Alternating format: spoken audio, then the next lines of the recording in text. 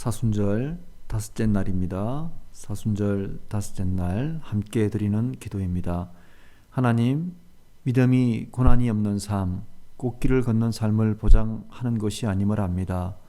이 땅을 사는 동안 고난과 삶의 어려움은 때로는 믿음의 성장을 위해 주시는 하나님의 선물 같은 시험이며, 때로는 우리를 넘어뜨리려는 악한 영의 유혹과 같은 시험임을 말씀을 통해 깨닫고 배웁니다.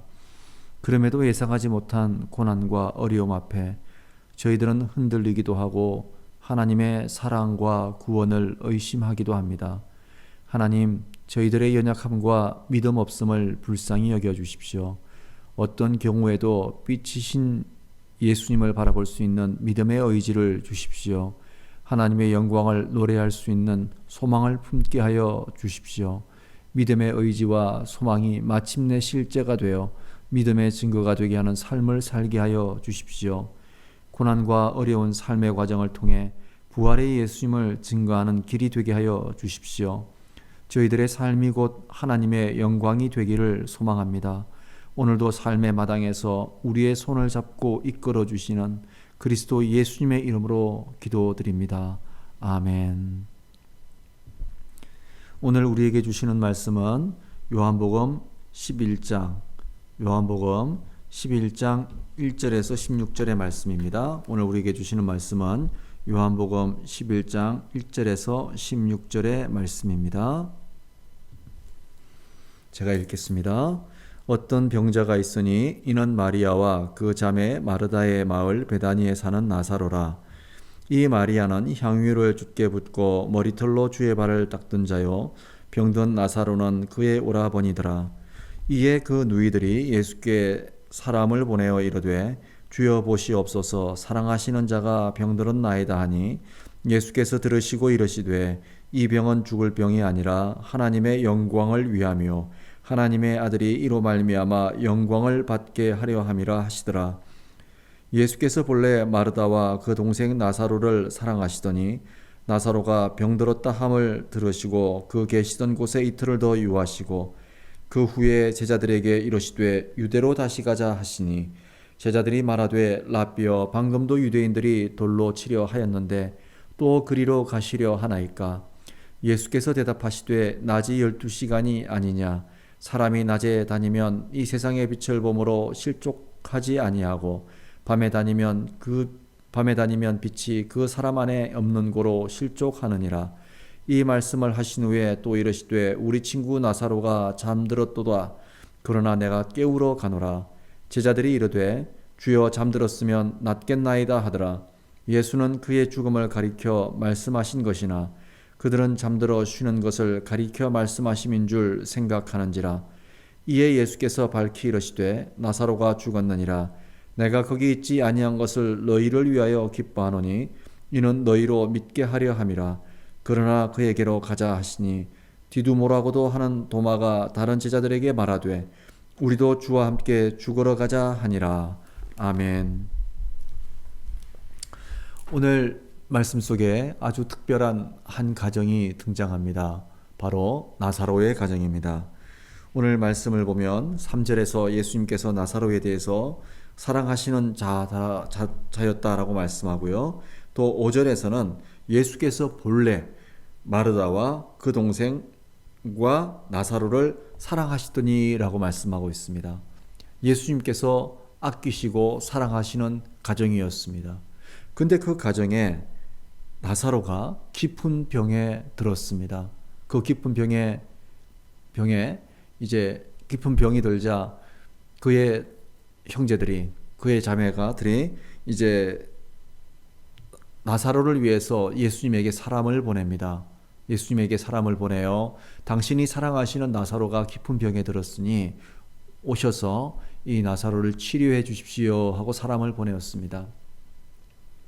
근데 예수님께서는 그 소식을 들으시고 바로 가시지 않고 이틀을 더 기다렸다가 가십니다. 또 가시기 전에 어떤 말씀을 하시냐면 이 병은 죽을 병이 아니라 하나님의 영광을 위한 병이다라고 말씀하시죠.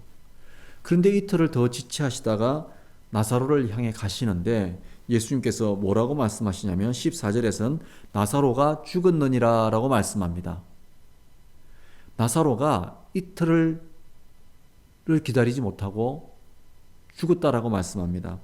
예수님을 기다리지 못하고 죽었다라고 말씀합니다. 분명히 4절에서는 죽을 병이 아니다라고 말씀하셨는데 14절에서는 나사로가 죽었다라고 말씀하시죠. 그리고 예수님께서 15절에서는 기뻐하신다라고 말씀합니다. 그 기뻐하시는 이유가 너희를 위함이니, 예수님을 따르는 제자들을 위한 죽음이기 때문에 기뻐하신다라고 말씀하시죠. 그러면 사실 말씀이 이는 너희로 믿게 하려 함이라. 그리고서 그에게로 가자라고 말씀합니다.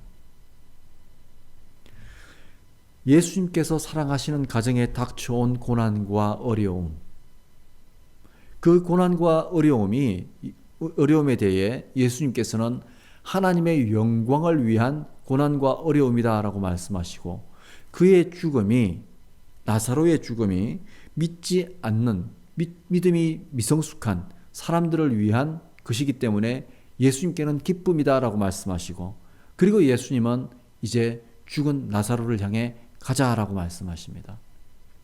우리에게 의미하는 바가 무엇일까요? 첫 번째는 예수님께서 사랑하시는 가정에도 어려움과 고난이 닥쳐온다라는 사실입니다.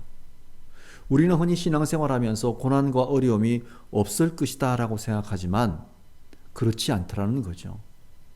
예수님이 사랑하시는 가정임에도 불구하고, 하나님이 사랑하시는 가정임에도 불구하고 우리에게는 시험과 어려움이 올 수 있다라는 것.